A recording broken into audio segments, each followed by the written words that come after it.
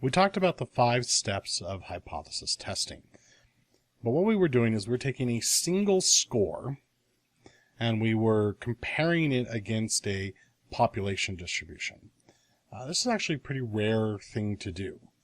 Normally what we'd be working with is means of our data. So we have a population, right, of whatever it is that we're measuring that contains all of the possible scores, right? And we can't directly access all of these scores. It's just impossible. So instead, we rely on sampling out of this population of data a smaller subset, our N, right? We might sample 10 people and then 10 people, and we can sample as many samples of 10 people that we want out of this population data, right? I'm not going to have the same 10 values each time. Every time I sample 10 people out of this population, I'm going to get a list of 10 different people and 10 different scores within my sample.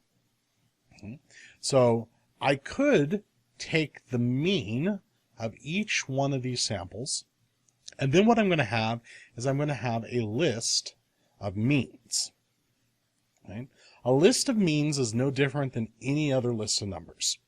I have a list of means of samples of 10. I could have a list of means of samples of 20, or a list of means of samples of 100, or a list of means of samples of 5. Right? All it is I've taken a sample data, 5 people, 10 people, 100 people, 1,000 people, 50 people, 22 people, whatever it is I want to do, and I take that data and I determine the mean score of that sample set.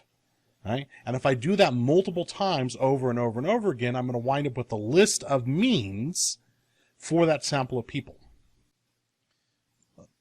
Let's take a look at this in terms of actual numbers. So there have been several studies that have looked at whether or not viewing social media makes people more depressed. So we have here a simple measurement scale from 0 to 10, with 0 being not depressed at all, 10 being highly depressed. And we want people to sort of rate their feeling of depression after viewing social media. So I bring in 10 people, and I have them do the research project. I get their measurements, and then I bring in another 10, another 10, and another 10. So I have 4 samples, and these are 10 people each time, but they're different people, and my scores are going to range differently. As with any list of numbers, let's start by calculating our means. All right. So I'm going to go ahead and calculate the mean for our first sample. Right? And we can see now that I have a list of 4 means. Right? So these values here are the means of samples of 10. Right? If I had samples of 20 or samples of 5, samples of 100 or samples of 2, those would be means of whatever my sample size is. So I actually have 4 means of samples of 10, right? And these are just 5.3, 5.5, 5.9, and 5. Right?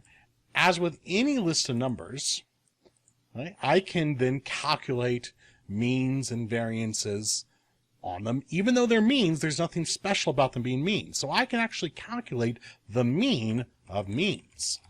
Right? So if I take my list of means, I can actually determine that the mean of my list of means is 5.4. Right? I can also calculate a variance for my list of means. I can calculate a standard deviation for my list of means. I can create a distribution of my means. Right? So just like individual scores can form a distribution, list of means can form a distribution as well. We could create a histogram of our list of means. So this is where the verbiage can get a little weird. We talk about means of means or distributions of means. But all that's saying is we're taking the means of a given sample size, 10, 5, 20, and then we're taking the list of means of those sample sizes and we're creating a distribution of them. So where this becomes important is normally when we want to calculate the significance of data, we're not looking at a single score and how it compares to a population. Instead, we're looking at the means of a given sample, and we want to compare our mean to the population. The 5 steps of hypothesis testing are the same. But now, instead of comparing a single score against a comparison distribution, I have to compare a mean against the comparison distribution. And hopefully one of the things that you noticed is that there's a lot less variability between the means than there is between individual scores. Here our individual scores can vary a lot, whereas our means are very close together.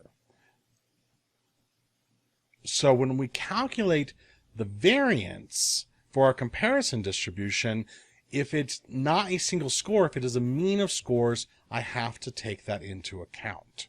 So remember what I said, that in step 2, I initially gave you all the information that you needed, right? I gave you the population mean and the population variance.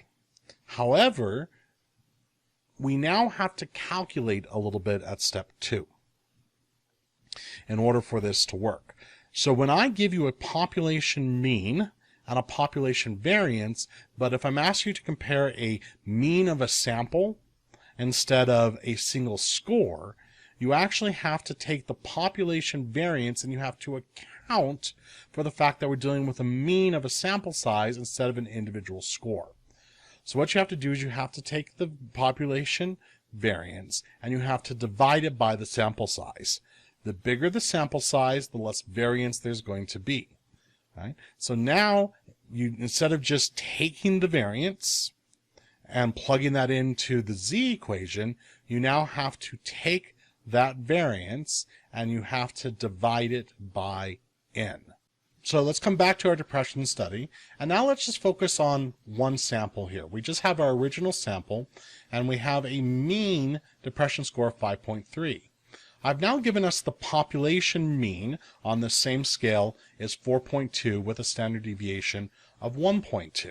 And we want to know, is our sample more depressed than the general population? Has looking at social media made them more depressed than what we would expect to find by random chance alone? So we would normally go through the 5 steps of hypothesis testing, right? So we would start a research hypothesis, which states that social media makes people more depressed. All right, so this is a directional hypothesis. The null hypothesis says that social media has no effect, right? And then that's step 1. So we're dealing with a one-tailed directional hypothesis. Now we move on to step 2, which is calculating our comparison distribution. Now if I were to just be comparing a single score against the population, I don't need to do anything. I have these values right here. But now since we're comparing the mean, remember we have to divide the population variance by the sample size. So for step 2, we have to start by calculating the population variance. The population variance is going to be the standard deviation squared. So the variance is 1.44, and now the estimated variance for the mean, right, is going to equal the 1.44 divided by our sample size, which is 10. Then I can get the estimated standard deviation of the mean by taking the square root of the calculated variance. So my standard deviation then for a sample of 10 is going to be 0.4 rather than the standard deviation of the original population, right? Because the original population are individual scores, the variances of individuals. This is the estimated variance of means of samples of 10. Right? So now we can compute the z-score as we have prior. We take the mean of my sample, which is 5.3. We subtract the mean of the population, and we divide by the estimated standard deviation of the distribution of means to get my final z-score of 2.75, which would exceed my threshold for an alpha of 0.05. Right? So it's the same procedure The same 5 steps that we used for the original z-test, except now we have to calculate the variance for the distribution of means. So in step 2, you have to take the standard deviation, calculate the variance, you square it, you divide by the sample size, okay? Then we get the standard deviation of the estimated distribution of mean, and that's what we use to calculate our score.